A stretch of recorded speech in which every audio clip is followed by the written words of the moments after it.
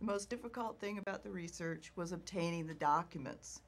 We knew this was a very interesting story, but we thought that we were dealing with a murder mystery. So we assumed that it would be relatively easy to research because there would be newspaper stories, there would be police records. We would go and look into it and try to follow the trail of the detectives.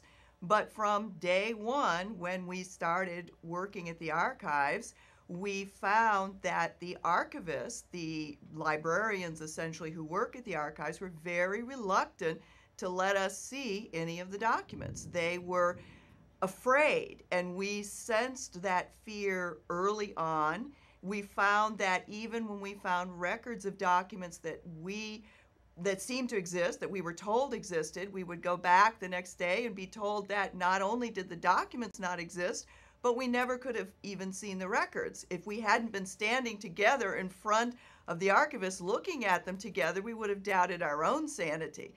So just like a journalist, once we got into the story and began to meet resistance, we were like bloodhounds on the trail. We knew there had to be more to the story. But that was really what was the biggest part of the struggle, was trying to tease out the documents. And then when we would discover documents, we found out that most of the relevant documents were sealed from public view for 101 years. What that meant was that every document we saw in this book that was an archival document, we had to get special permission in order to see. And so even when we ascertained a document existed, we then had to turn around and write for special permission and wait often months to get it.